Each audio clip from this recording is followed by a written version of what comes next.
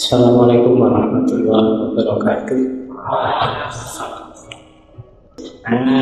Sekarang kita lihat ilmunya. Ayo mulai melatih diri. Podo gulangan ing kolbu. Yang pertama, ini gaya timur ya, bukan akalnya yang dilatih pertama, tapi latihlah hatimu. Bersihkan jiwamu dulu. Ini penting bagi para pencari ilmu. Kenapa harus dibersihkan, Pak? Karena jiwamu nanti jadi wadahnya ilmu. Jangan sampai kotor.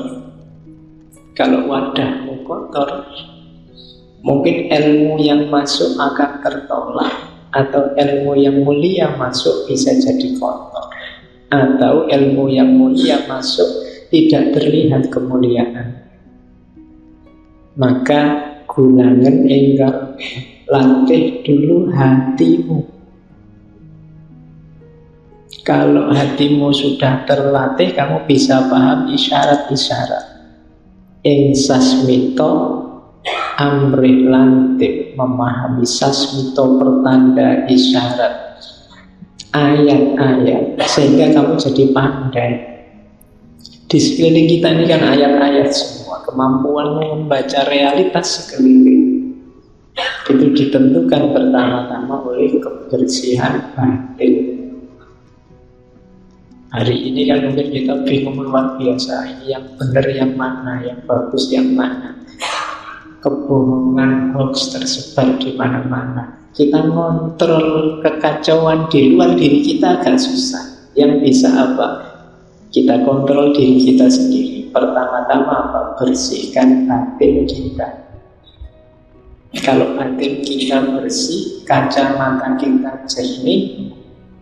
Kalau ada yang kotor masuk, langsung kelihatan. Kenapa kok banyak yang kotor masuk dan tidak kelihatan, tiba-tiba masuk saja dalam diri kita? Jangan-jangan memang kita masih belum jernih. Kalau ada sungai atau air yang airnya keruh, itu kan barang masuk kan tidak kelihatan. Tapi kalau airnya jernih, kerikil kecil masuk kelihatan. Maka garaplah hati, biar paham isyarat-isyarat. Terus, kalau ini agak berat mungkin buat kalian, jangan terlalu banyak makan dan tidur.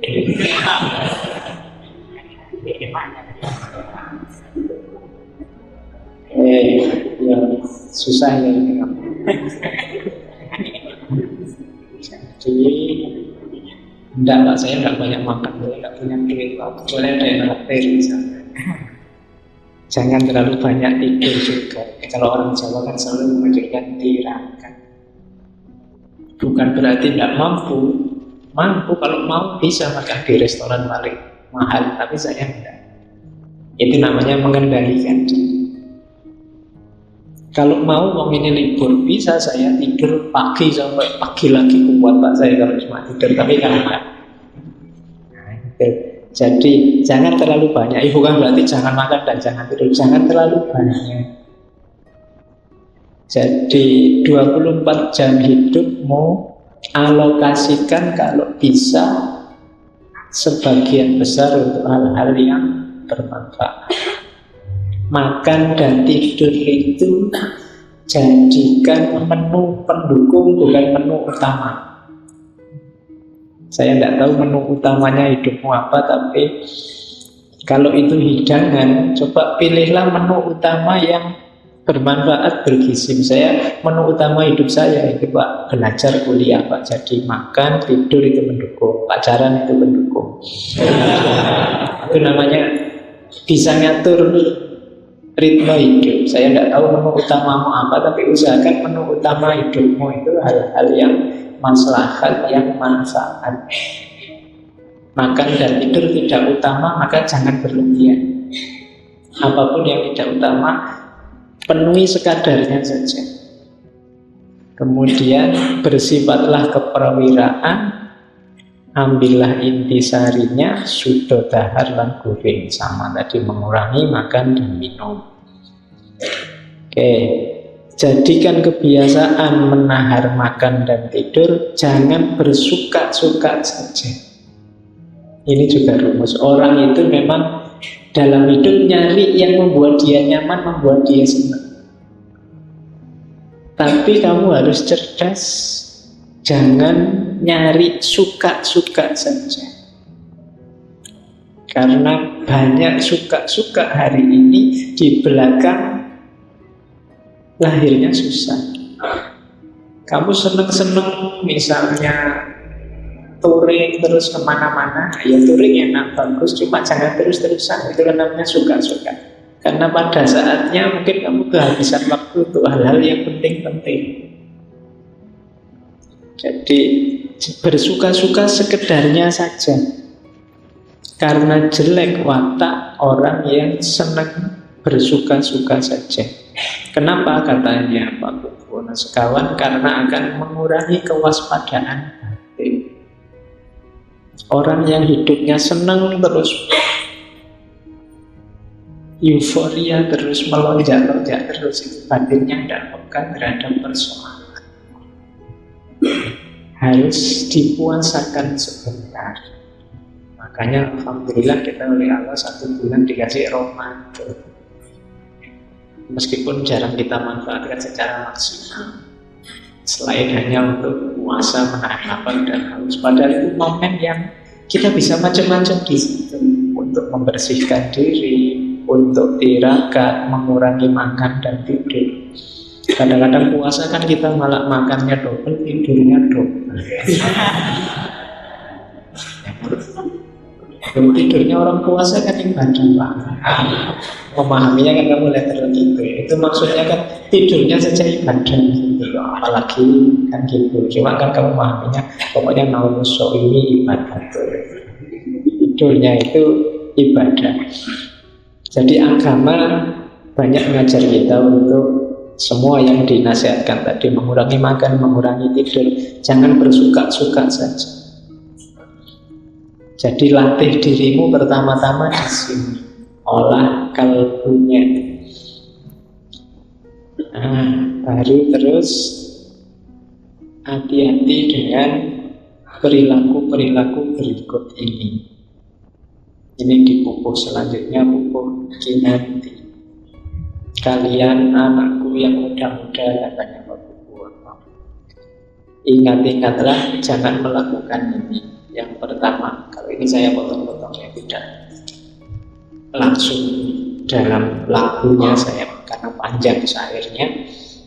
Yang pertama, adab asor dipun simpan. Jangan jadi orang yang tidak tahu sopan santun, tidak rendah diri. Tidak ada gunanya ilmu setinggi apapun kecerdasan, kemampuan berpikir, sekagum apapun orang padamu karena ketinggian intelektualmu, tapi dirimu tidak berharga kalau tidak ngerti sopan santun di Jawa. Jadi yang pertama itu ya, sopan santun kalian ngertilah, tata susila di tengah masyarakat. Jangan lupa kalau di Jawa ini nomor 1, berhadapan dengan yang tua, berhadapan dengan yang muda, berhadapan dengan orang yang dimuliakan. Ada tata susilanya, tata sopan santunnya. Yang Jawa harus belajar ini, karena nyawa etika Jawa ada di sini. Yang kedua, umbak gumunggung ing diri, sombong, merasa besar, mentang-mentang. Ini juga harus dihindari. Kalau tidak, kamu tidak akan menemukan nilai kehidupan. Siapapun yang sombong, dia selesai sudah, tamat. Merasa besar itu tamat. Kenapa? Kamu pasti mandek karena merasa sudah. Merasa sudah itu kan berarti selesai. Hidupmu macet di situ, maka jangan sombong. Terus obrol umum, ini kayak bahasa Jawa gak populer kan kalian ngerti. Umum itu omong edok besar. kayak iya, oh, itu umum. Jadi saya pokoknya kalau tidak percaya seminggu lagi pasti saya itu umumin saya. Pegangi kata-kata saya.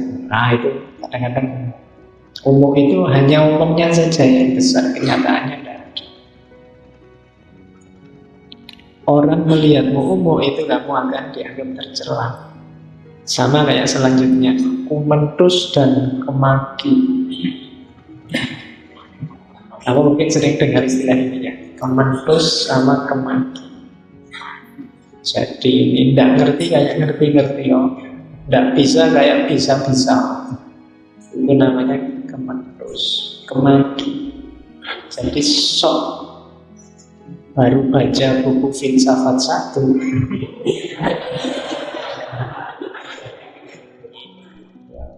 kemana-mana dalilin filsafat terus kementus namanya. Oke, kemaki kayak pinter-pinter padahal enggak, kayak kaya padahal enggak, kayak ahli-ahli padahal enggak. Itu namanya kemaki, kementus. Terus hindari juga sopo siro sopo insun. Ya, bahasa Jakarta ini siapa lu siapa. Aku ini mahasiswa filsafat loh. Siapa aku siapa kamu. Nanti kamu di kampung itu kan kadang-kadang kan gitu, mahasiswa ini kamu gengsi ngapain karena merasa sudah mahasiswa. Disuruh bapakmu membantu-bantu di sawah le. Oh mahasiswa ya Pak. Jadi kamu membanggakan statusmu. Santri ya itu juga sopo siro sopo insun.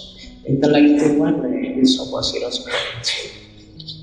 Nanti ada orang ngomong, emang siapa kamu? Pengerti apa tentang filsafat? Aku loh yang mahasiswa filsafat. Itu sopo siro sopo insun. Yang ustadz emangnya siapa? Nah itu sopo siro sopo insun. Yang dosen aku apa kamu? Nah itu sopo siro sopo insun.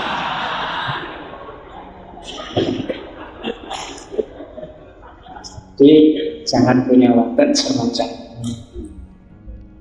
Angaluyat sarto edil sama juga sombong. Sugih umus nanging den sampar pakole. Banyak bicara ndak ada gunanya. Ini juga hari ini kan sering begitu, orang itu ngomongnya dipaksa panjang padahal intinya sedikit. Kan banyak sekarang kan. Mungkin ngaji ini termasuk ini.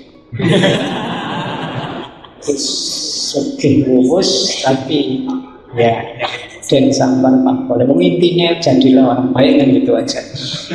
Ngomongnya muter kemana-mana. Di TV kan juga begitu. Pokoknya ngomong harus pas. Waktunya iklan, kalau memang masih panjang dipotong, kalau belum dipanjang-panjangkan. Itu sugih umus nanging dan sampar pakole. Bukan fungsi dan manfaatnya, tapi kuantitasnya. Terus amumodo amroso pinter pribadi, mencela karena merasa diri pandai. Oh kamu tidak ngerti, memang orang kecil, kamu ngerti apa itu? Merasa dirinya yang pandai. Terus orang lain dicela, dijelek-jelekan. Nah ini bukan perilaku utama.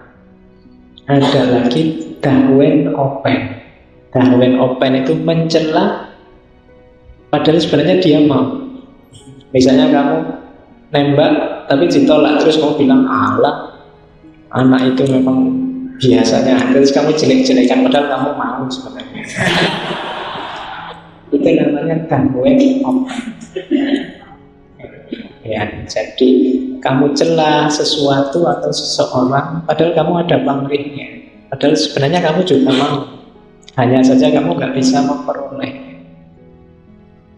Kamu nyalon jadi ketua apa terus nggak jadi. Allah jabatan ketua itu jabatan dunia. Padahal sebenarnya kamu tidak. Hanya nggak dapat saja. Itu namanya gangguan open. Itu tidak kesatria. Kalau iya, kalau enggak kawin open nih. Karena dia nggak dapat, terus dicela. Oke, kayak gitu aja. Aku dapat yang lebih bagus, lebih cantik bisa. Nah, itu kawin open. Mencela padahal dia menginginkan. Jadi perilaku-perilaku ini hindarilah, membuat dirimu tampak rendah di tengah masyarakat. Jadi ini membuatmu jauh dari kemuliaan. Nah, nanti beliau Susunan Pakubuwono sekawan ngasih simbol kesombongan itu 3. Ada gajah, ada ular, ada kijang. Kalian mesti pernah dengar Adigan, Adigun, Adiguno. Adigan itu simbolnya gajah, Adigun itu simbolnya ular, Adiguno itu simbolnya kijang. Kalau gajah, dia menyombongkan bahwa dia besar dan tinggi. Jadi menyombongkan tubuhnya, menyombongkan kekayaannya, itu termasuk Adigan. Contohnya gajah. Yang kedua Adigun. Kalau Adigun itu ular. Ular itu menyombongkan upasnya, bisanya, racunnya. Itu namanya Adigun. Menyombongkan senjatanya. Sama kayak intelektual menyombongkan ilmunya. Itu Adigun. Kemudian kijang. Kijang itu Adiguno. Adiguno itu menyombongkan keterampilannya. Kalau tidak ada aku, tidak ada yang bisa bikin teh manis, enak, disukai orang sak masjid misalnya. Nah, itu Adiguno. Kalau Adigun yang ular itu, silakan diganti. Siapa saja ngajibin siapa di sini, tidak ada yang kayak saya. Nah, itu namanya Adigun. Sombong kayak ular. Atau Adigan. Kalau Adigan menyombongkan kebesarannya, ketinggian tubuhnya, yang materi-materi. Di sini hanya saya yang punya paling banyak misalnya. Di sini hanya saya yang, nah itu materinya yang dibanggakan itu kayak gajah. Tiga-tiganya sangat jelek. Nanti di syairnya tiga-tiganya pada akhirnya akan mati karena dirinya sendiri. Gajah akan dibuat kesulitan oleh tubuhnya sehingga tidak leluasa. Ular akan dibuat kesulitan oleh bisa dan racunnya sendiri. Antara lain mungkin dia akan ditinggalkan oleh hewan-hewan yang lain, dijauhi oleh siapapun sehingga dia sengsara. Kijang juga yang mengandalkan keterampilannya, pada saatnya dia akan jatuh karena keterampilannya. Tiga-tiganya akan mati. Jadi itu simbolnya kesombongan. Carilah gajah dalam dirimu, ular dalam dirimu, kijang dalam dirimu. Jangan cari dalam dirinya orang lain. Kalau dicari dalam dirinya orang lain, hasilnya mesti gegeran. Cari dalam dirimu sendiri. Pasti ada. Saya yakin ada kalau kamu jeli. Jangan merasa tidak. Dalam hal apapun. Mungkin tidak di depan temanmu, tapi mungkin di depan adikmu, di depan orang tuamu, di depan tetangga-tetanggamu di kampung, di depan temanmu satu masjid. Mungkin gak di depan dosenmu, tapi di depan siapa. Bisa begitu. Jadi tengok dalam dirimu, buanglah ularnya, buanglah gajahnya, buanglah kijangnya. Kalau semua sudah keluar, kamu akan tahu dirimu yang sejati. Kalau tidak, masih ketutup itu. Apalagi gajah itu kan besar sekali. Kalau dalam dirimu, susah nanti kesejatian dirimu kelihatan. Ular juga begitu, kijang juga begitu.